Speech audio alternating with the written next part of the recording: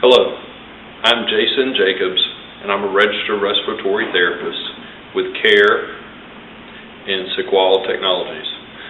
Today I'd like to take a moment to review with you the basic buttonology of the SeQual Eclipse 3 portable oxygen concentrator.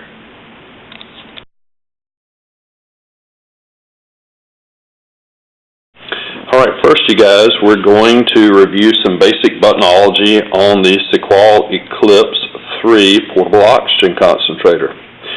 Probably the first and most important button is our power button. And you're just going to hold it down a few seconds and it'll power up.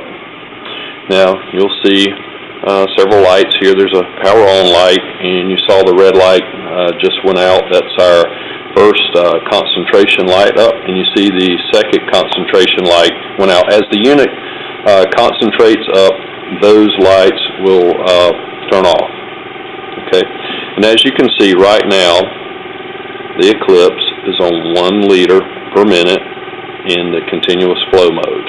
Okay, and the Eclipse goes from a ½ liter, which you can take down using the minus button here. That's the way you reduce the liter flow. A ½ liter per minute, and it goes up to 3 liters per minute continuous flow. Now, if you hear a change in the compressor speed, we have a variable speed compressor in the Eclipse, and that makes it a very, very efficient concentrator. So that's why you hear a difference in the sound as you change the liter flow. Okay. All right. Next really important button is the button that allows you to go into the pulse dose mode. Now, did you see a change on the screen? You did. You see that we're now on a pulse setting of 1, which is 16 milliliters per bolus. So, in other words, every pulse of oxygen delivered in this setting is 16 milliliters of oxygen. Okay, and those settings go from 16 mils up to a pulse setting of 6, which we know is not 6 liters per minute, but it's actually 96 mils of oxygen, 96 milliliters per bolus of oxygen delivered. And then there are 3 additional settings, and this is what we refer to as our jumbo dosing.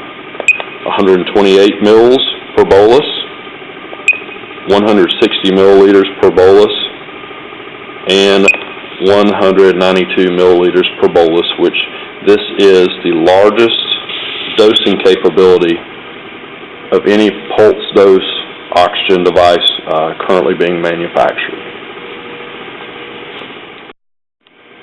Okay, and lastly, the way to power the Eclipse off is just to go right back to this button and power it off. And that's basic buttonology.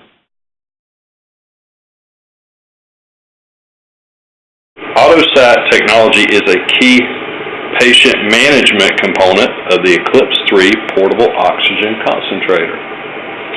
As the patient's breath rate increases, the Eclipse will detect an increase in the respiratory rate and then servo adjust the oxygen production of the unit. That is, the compressor will speed up oxygen production, thereby protecting the integrity of the bolus size being delivered to the patient. So, in this scenario, it's a pulse setting of 2 and 32 milliliters of oxygen being delivered to the patient. So as the breath rate goes up, that patient will receive 32 milliliters of oxygen, breath after breath after breath. A great analogy is cruise control on your car. When you use cruise control on your car and you set your cruise control at 65, as you approach a hill and go up that hill, the engine actually speeds up the RPMs to keep you at 65 miles per hour. Well, that's exactly the way that AutoSat works. The compressor will speed up, thereby maintaining the integrity of the bolus size, and in this scenario it's 32 milliliters of oxygen. So AutoSat technology is a critical element for patient care as it optimizes oxygen saturation during times that patients need it most. Now we're going to discuss the adjustable rise time feature with the Eclipse 3 portable oxygen concentrator. Essentially, you can speed up or slow down the delivery time of the pulse of oxygen. So, for example, if you have a patient with COPD, obstructive lung disease, we know that they have a very, very short inspiratory time. So essentially, you're able to set the rise time on fast, so you pulse the oxygen to that patient fast, so you're mimicking their natural respiratory pattern. Now, we often know that patients who have this is adjustable rise time is a particularly powerful patient compliance and management tool is when you have an individual with restrictive lung disease. Now, patients with restrictive lung disease, oftentimes you'll find that they have a very long or drawn out inspiratory time. The way you would adjust the Eclipse to that patient's needs and customize the Eclipse to the patient's disease process, you would change the rise time to slow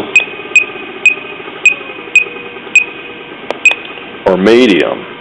And what that does is that stretches out the delivery time of the pulse of oxygen. So what you're doing is you're essentially mimicking their natural respiratory pattern, and you can get the patient compliant and saturated and ambulatory and happy on their pulse dose device.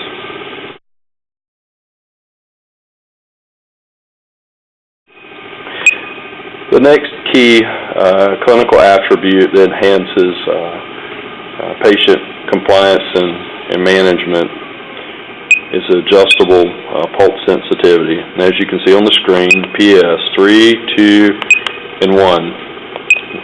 Here's how this works, you guys.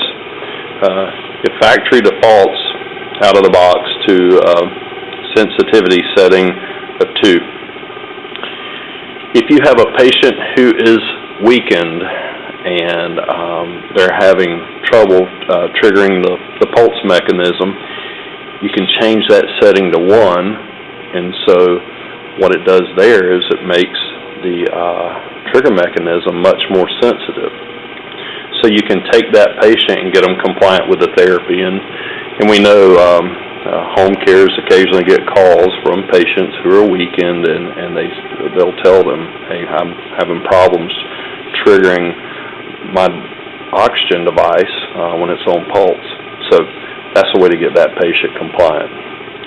If you have someone who is auto-triggering, which is completely on the other end of the spectrum, if they feel like they're breathing against the pulse mechanism and they're out of sync with it, you can actually change it to a setting of 3, which more or less makes it more difficult to initiate a